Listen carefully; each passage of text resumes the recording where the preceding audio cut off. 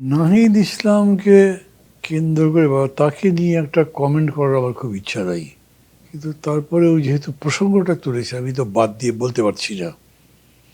সেটা হচ্ছে যে মানে এর মধ্যে 111-এর গন্ধ পাওয়ার কি আছে, এটা তার একটু ব্যাখ্যা করা দরকার। আমি বুঝিনি এর মধ্যে, আমি এরকম কোনো গন্ধ পাইনি। যেটা মির্জা ফখরুল বলেছেন সেটা হচ্ছে যে সরকারের নিরপেক্ষতা নিশ্চিত করতে হবে।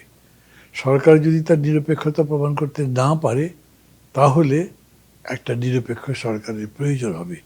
এটা বলছেন এই কারণে যে সরকারের মধ্যে কয়েকজন উপদেষ্টা আছেন, এই নাহিদ ইসলাম সহ অন্যান্যরা, ছাত্র বিশেষ করে, এরা তো রাজনৈতিক দল গড়ার ঘোষণা দিয়েছেন। তারা রাজনৈতিক দল গড়বেন এবং সে ব্যাপারে তারা তৎপর আছেন, এবং তাদের রাজনৈতিক তৎপরতা বা কর্মতৎপরতার মধ্যেও অনেকেই সরকারি প্রোটোকল পাচ্ছেন, যারা সরকারি পদে আছেন। এইটার কারণে উনি এটা বলেছেন, আমি তাই মনে করি। এটার মধ্যে 111 খোঁজার বা পাবার কোনো ব্যাপার আমি দেখি না।